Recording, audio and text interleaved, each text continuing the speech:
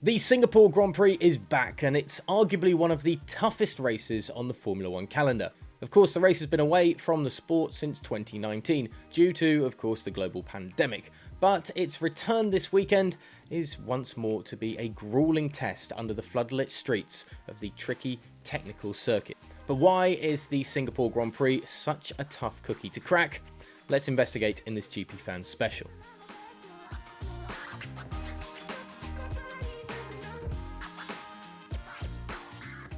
It's an intensive job. One of the reasons drivers often climb out of the car sweaty after a race at the Marina Bay circuit is the layout of the track.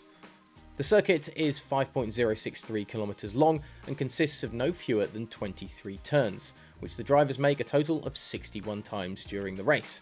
The fact that this is a street circuit is an additional factor. As a result, the drivers can only afford a few mistakes, and the utmost concentration is required.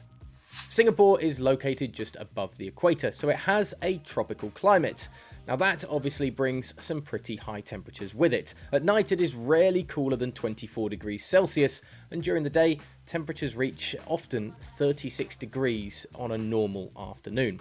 That, in combination with an average humidity of 86.5%, ensures that it always feels warm and somewhat clammy for the drivers.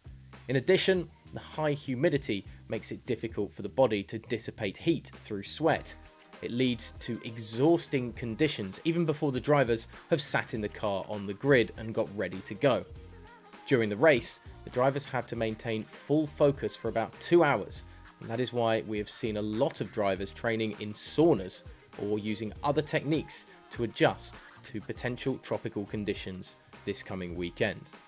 Earlier this year, it was announced that some drivers don't use their hydration system during races in order to reduce the weight of the car. This would be ill-advised this weekend in Singapore.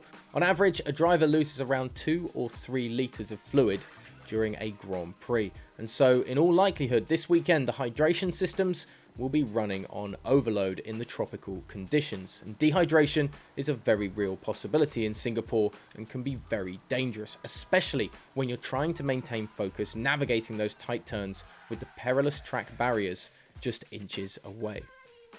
Finally, the time difference is also a factor. For example, the last 7 races have taken place in Europe, but in Singapore it is 6 hours later than Central European time.